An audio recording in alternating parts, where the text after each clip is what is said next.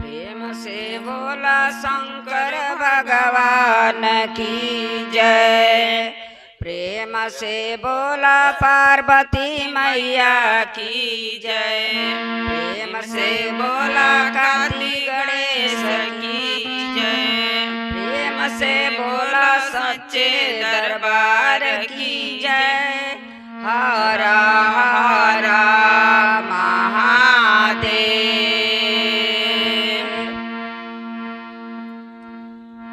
देखी गुरु बहना लोग, आप सबके सामने एक भजन गावे जा रहल बानी।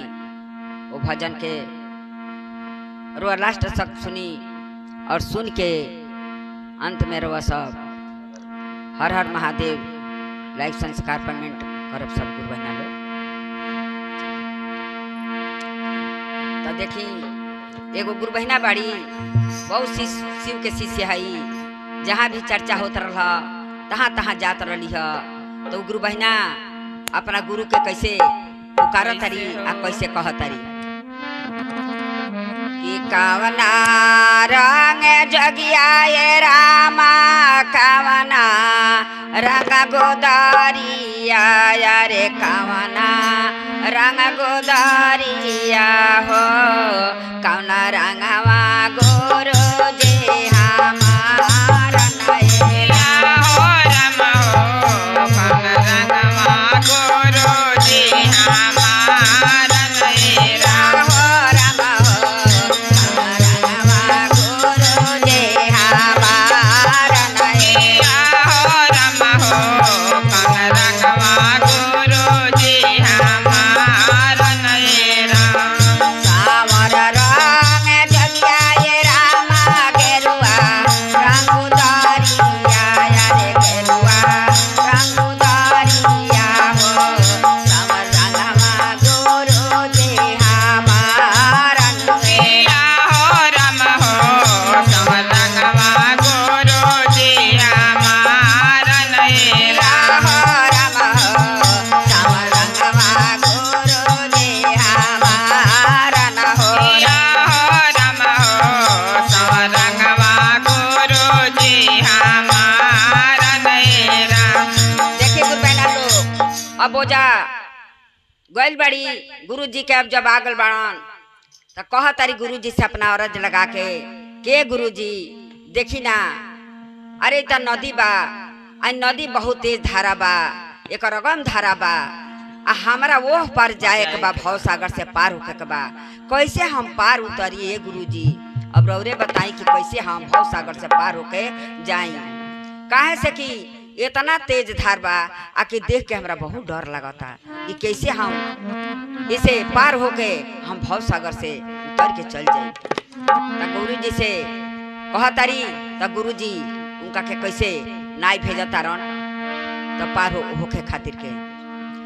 तो तोहार गहेरा नदिया ये गुरु जी बामा, गहे धारावाया बामा, गहे धारावा हो, कैसे के उतार भी पार नैया हो रम हो, कैसे के उतार भी पार नैया किया हो रम हो, कैसे के उतार भी पार नैया हो रम हो, कैसे के उतार भी पार नैया। कहतर के गुरु जी अगम धार बा हम कैसे उतरी? तो गुरु जी कहता कि शिष्या तारा के हम नाई भेजतानी, ओही पर चढ़ के उतर जइह। तो तोहारा के देवो ये शिष्या कागा, जाके नैया रे कागा, जाके नैया हो, चढ़ी के उतारे जइया पार नैया हो रम हो, चढ़ी के उतारी जइया पार नैया हो रम हो, चढ़ी के उतारे जइया पार नैया हो रम हो, चढ़ी के उतारी जइया पार नैया। कैसे कह तरी अपना गुरु जी से कि कागा जाके नैया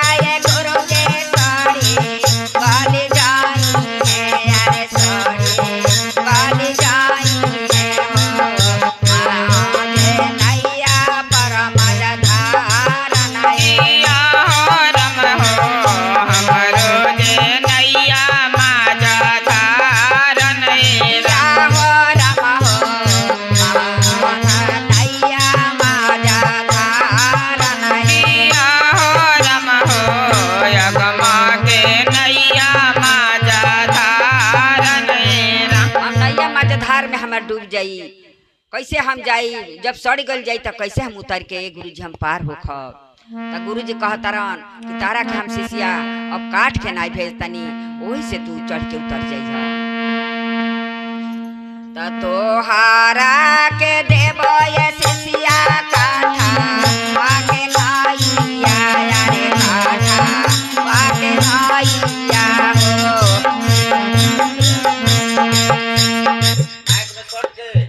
काठावा के नैया ये गुरुजी सारी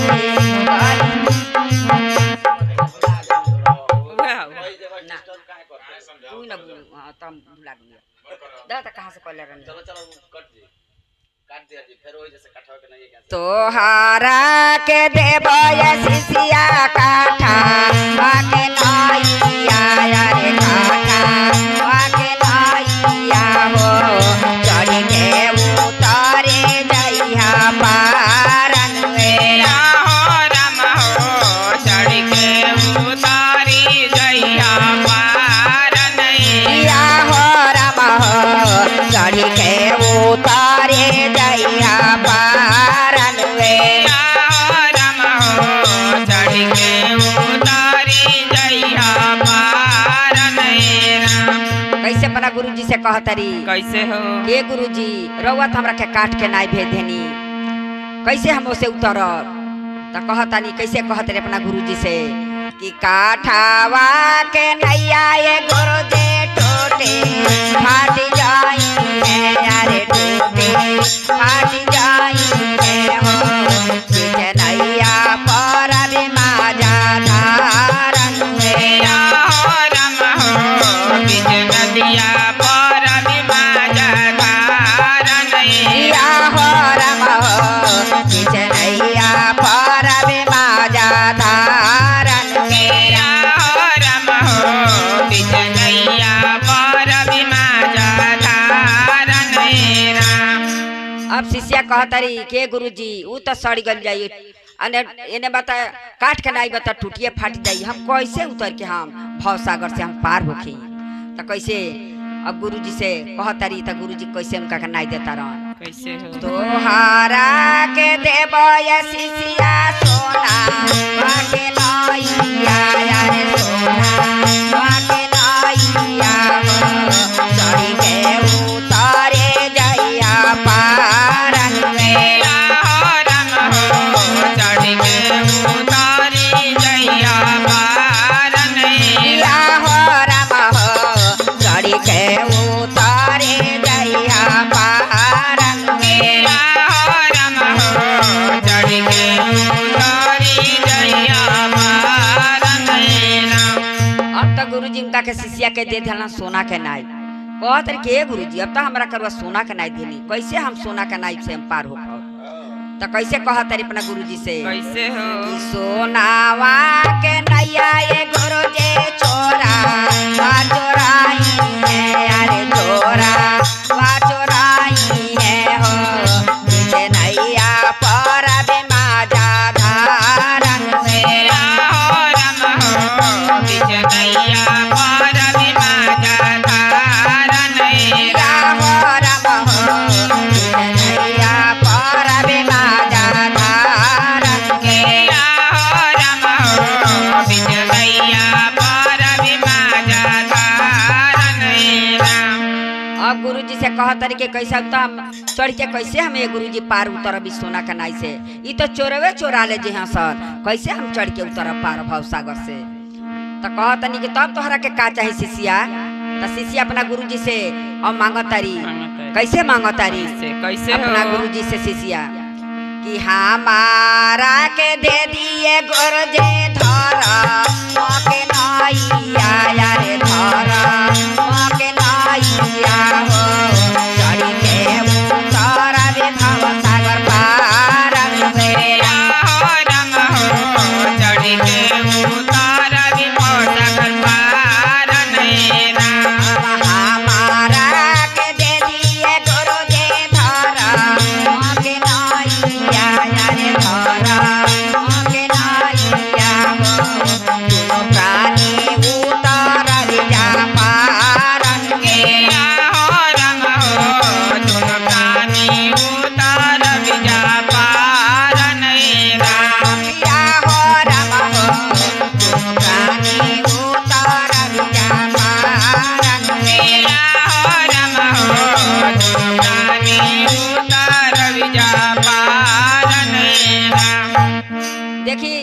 गुरु बहना लोग अब तो अपना गुरु जी से दोनों प्राणी खातिर मांगतारी कि हम ये गुरु जी हमने के दोनों प्राणी उतरब जा पार भव सागर से, अकेले हम कैसे पार हो खर।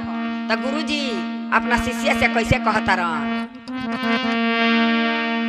कि तोहरो जे स्वामी शिष्या दाना पुनः न कइले, अरे दाना पुनः कइले हो कैसे के उतरबो भव सागर पार रे राम हो कैसे उतरबो भव सागर पार रे राम किया हो राम हो कैसे उतरबो भव सागर पार रे राम हो कैसे उतरबो भव सागर पार रे कह तारी के गुरु जी से अपन कह तारी आ गुरु जब शिष्या से कहता रह कैसे हो? ये शिष्या अरे तू तो कह तारू आके हमरा के धर्म के न्याय दे दो, आके हम चढ़ के दोनों प्राणी पार उतर जाई जा।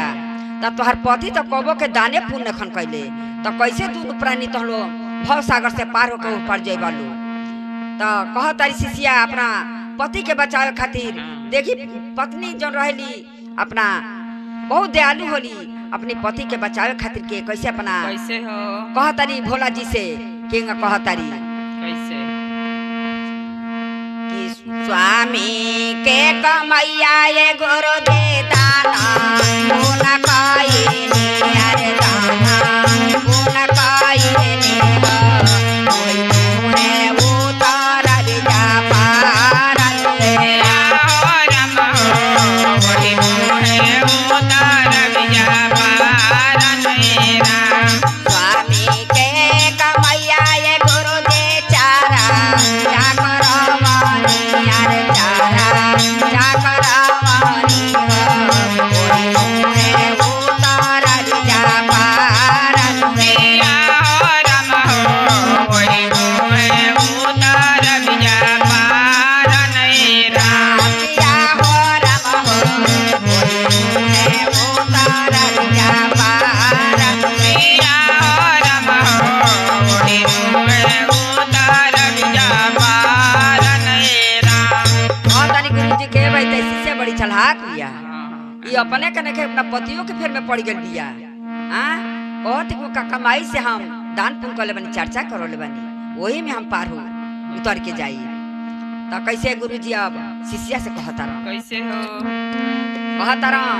कि तू हो तबाड़ू ये शिष्या चतु चला कावाया रे चला कावा हमारी वरवा दिया तारी रे किया हो राम हो पूरा पानी वरवा दियलो तारी नैरा हो तबाड़ू ये शिष्या चतु चला कावाया रे चला कावा हमारी वरवा दिया तारी रे राम हो पूरा पानी वरवा दियलो तारी नैरा हो राम हो पूरा परिवार वादिया तारे राम हो पूरा पानी वरवा दियलो तारी नैरा राई में दाया हो मंगले दोसा में चारा दाया रे दोसा में चारा जाओ तारे में नामन पारा नामन ये राम हो तितरे में नाम न पाड़ा नाम नैरा राम हो तारे में नामन पारा नामन ये राम हो तितरे में नाम न पाड़ा नाम नैरा